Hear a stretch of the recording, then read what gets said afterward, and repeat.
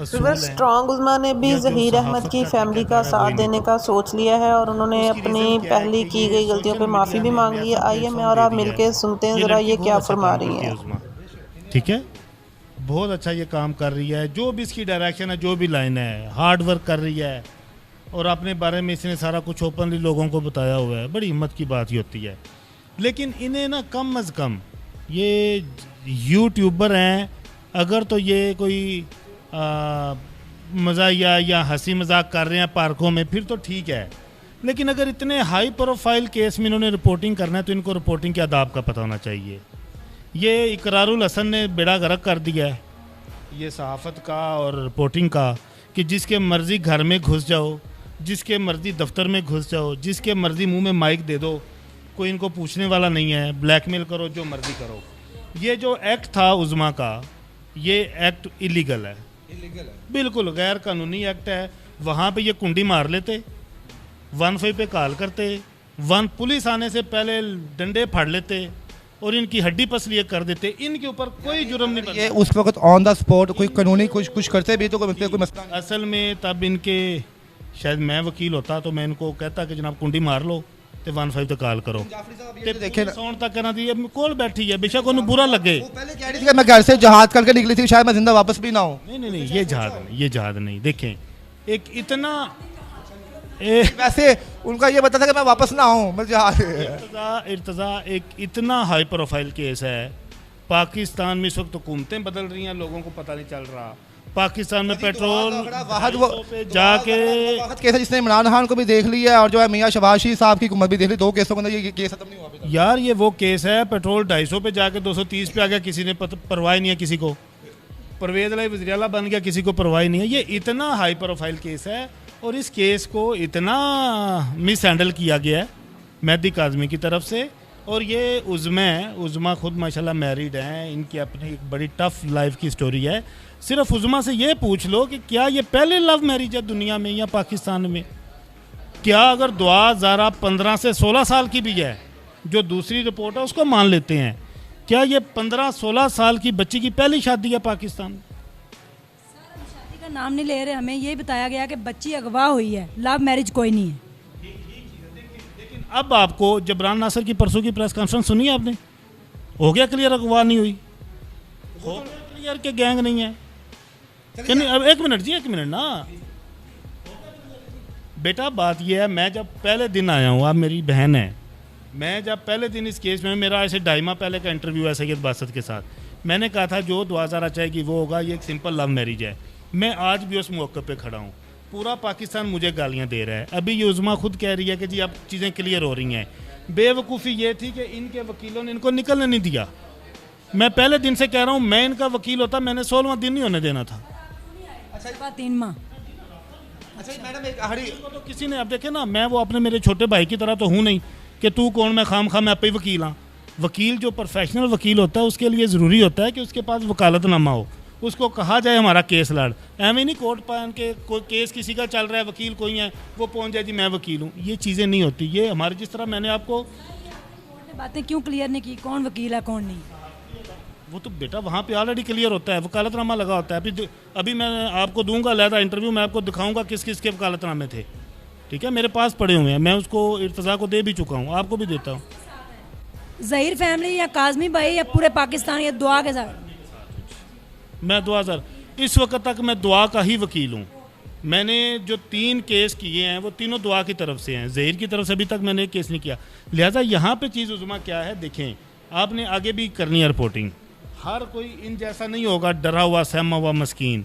Reporting करें जितनी मर्जी है, लेकिन 4 दीवारी के बाहर हाउस ट्रेस पास का बड़ा स्वेर किस्म का इनके ऊपर चादर 4 दीवारी के तकद्दुस पे माल करने का ये जुर्म बनता है। ये मैं आपको भाई होने के नाते बता रहा हूँ। वो जो होना था हो गया, ना इन्होंने कोई कार्रवाई की, ना ये करेंगे। ये तो खुद बेचारे अपने हालात के मारे हुए लोग हैं। आपको मैडम अब गिल्ट हुआ कि आपने गलत किया घर में जाकर वहाँ पे, या आपको भी लगता है कि मुझे नहीं जाना चाहिए था वहाँ पे?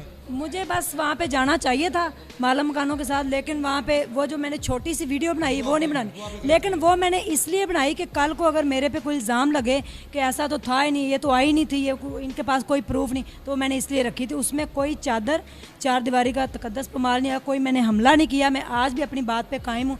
कोई मैंने इंटरव्यू करने की कोशिश नहीं की, कोई दुआ से बात करने की कोशिश। आपको कोई ऐसा मौका मिला कि इस चीज़ तो पाकिस्तान में आते रहेंगे और भी आइंदा कभी आप जाएँ, ऐसा नहीं कोई और मौका मिले आपको तो आप क्या फिर भी ऐसे चले जाएंगे कि आइंदा अवॉइड करेंगे आप? कभी भी नहीं जाऊंगी, बल्कि वकीलों को बताऊंगी कि भाई ये है और आप मेरे साथ चलें। ये हमारे ऑफिस है ना, ये हमारी बिजनेस प्लेस है।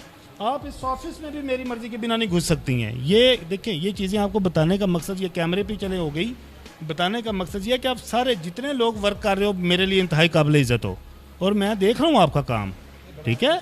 आप जैसी लड़की, आप जैसी खातून एक जिस तरह से काम कर रही है वो अप्रिशिएट करना चाहिए। लेकिन सिर्फ उज़मा एक बात मैं आपको बताऊं, व्यूवरशिप सच के साथ भी है, सब्सक्राइबर सच पे भी मिलेंगे। सच बोलो। अब जब कल सूरी ने सवाल किया जबरान नासर से, जी टीके, उन्होंने कहा जी हमने तो कभी टीकों का कहा ही नहीं। गैंग, उसने कहा जी हमने कभी गैंग का कहा ही नहीं। देखिए ना, अब आप लोगों को आगे करके मौक़िफ़ तो वो मुसद्दक माना जाएगा ना जो कि मेहदी काज़मी का वकील बोलेगा। लाइक इनकी तरफ से मैं जो भी बात करूंगा वो इनकी तरफ से बोली जाएगी। अब जब कल उसने अगवा से वो पीछे हट गया, गैंग से वो पीछे हट गया, मेडिसिन जो आप कहती थी, वो एक लंदन वाली आंटी कहती हैं कि जी उनको भैंसों वाले टीके लगाए। कितनी गलत बातें की गई। मैडम आप बताएं, कोई टीके शीके लगाए भी आपने? नहीं लगाए, शायद विटामिन डी के लगा हम लगाते होते तो फिर हमारे साथ ये तो आज कुछ होता है। मैं पिछली जुमेरात को पहला केस मैंने उनकी तरफ से पिछले जुमे को फाइल किया है। आज जुमा 8 दिन कहते होते हैं।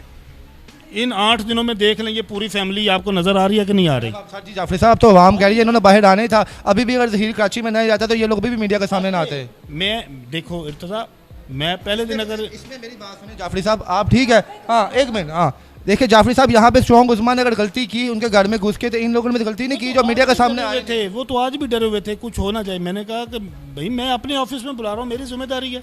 यहाँ पे बुला के देखें, वो अंदर बैठी हैं, वो साइमा इंटरव्यू कर रही है। अभी आप जाएंगे, आप भी अकेले इंटरव्यू करेंगे। सवाल है पाकिस्तानी अवाम की तरफ से आपसे पूछ रहा हूँ कि आप यहाँ पे इस वक्त टीपू सुल्तान बनकिन का केस लड़ रहे हैं कि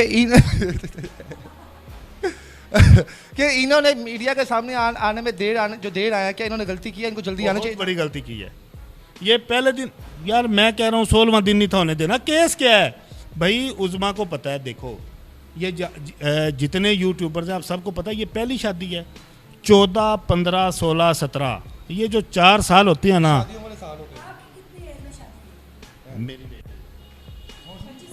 नहीं लेट हुई थी, 30 के बाद समझी हुई थी। पर्सनैलिटी आपकी बम है वैसे। कि लोगों को आप कह रहे हैं 14 साल की उम्र में करें, खुद आप 35 साल की उम्र में कर रहे हैं। मैं वैसे नहीं देख, ये अपनी चॉइस है ना यार। मैं ना उज़मा एक बात कहता होता हूँ, आपने शायद सुनी होगी। मैं कहता हूँ जो लोग खुदकुशी करते हैं, जो लोग किसी को कत्ल करते हैं, जो लोग घर से भाग के शादियाँ करते हैं, वो नॉर्मल लोग नहीं होते। ये ज़िंदगियों के फैसले होते हैं। ये इंसान अकेला भाग के नहीं कर सकता। मेरा सवाल ज़हन में अचानक आया, मैं पूछने बनूँ। 14 साल के थे, आपको पता था लव क्या है? 15 की चले, 15 को पता है कि मैंने क्या फैसला करना है। योगी 27 अप्रैल 2006, ये 16 साल 4 माह की अब अल्हम्दुलिल्लाह जी। ये इधर सुने, खुदा की कसम मुझे दुआज़ारा ने बताया कि घर में मामा बताती हैं कि तुम्हारी असल डेट ऑफ बर्थ ये है। अगर बच्चों की डेट ऑफ बर्थ चेंज की हो तो पता नहीं होता। मैं खुदा की कसम खा के कह रहा हूँ। आपकी परवरिश ऐसी है ना मैडम, ये देखना आपने उनको खा के कह रहा हूँ, मुझे ये दुआज़ारा ने बताया है। क्या बताया? कसम खा के कैमरे के सामने बताया। मेरी डेट ऑफ बर्थ 27। मैं ये मैसेज देना चाहूँगा कि अब सबको पता चल गया है। स्ट्रॉन्ग उज़मा वो थी जिसने, वो कहते हैं ना, जिस तरह अगले मोर्चों पे जाके ये जंग लड़ी। शायद मेहदी काज़मी भी इतना जोर नहीं लाया जितना इस बेचारी कमज़ोर जी स्ट्रॉन्ग ने लाया है। आखिरी सवाल है मेरा, इंटरव्यू खत्म करूँगा मैं। पाकिस्तान में इस वक्त गैरत के नाम पे कितने कत्ल होते हैं? एक मिनट, गैरत के नाम पे लाखों कत्ल होते हैं, लेकिन गैरत के नाम पे नंगा ये पहला बंदा है जिसने अपनी बेटी को यानी कि किया मेरी है। बात सुने, मेहदी काज़मी साहब भी अगर इसका मतलब गुस्से वाले होते, जो शीला जवान होते यहाँ पे, तो वो भी इस टाइम जहीर को जान से मार देते जब उन्होंने काम वाले नहीं होते, गैरत वाले होते। इसका मतलब उन्होंने नहीं मार के गलती की है। तो स्टेप समझ आ रहा है, लोग कर रहे हैं, लेकिन ये किसी ने नहीं, ये ना देखा ना सुना कि एक बाप ने अपनी बच्ची को चौक चौक, चुराहे चुराहे, गली गली, नुक्कर नुक्कर नंगा किया हो। वो बच्ची कह रही है मैंने शादी किया, वो कहता है मेडिकल करवा, मैंने जना किया है। उस बेवकूफ़ आदमी को ये नहीं पता कि सुबह मेडिकल करवा लेगा, अगर ये साबित हो भी जाता है कि उसका इज़वाजी ताल्लुक था, तो डीएनए कहाँ से लाएगा? जहीर के ऊपर तो जना तब डालोगे ना जब जहीर के डीएनए के साथ मैच करेगा। डीएनए होता है 72 घंटों में, 14वां दिन है, वो दारुल मान में है। जहीर जो है वो 19 तारीख से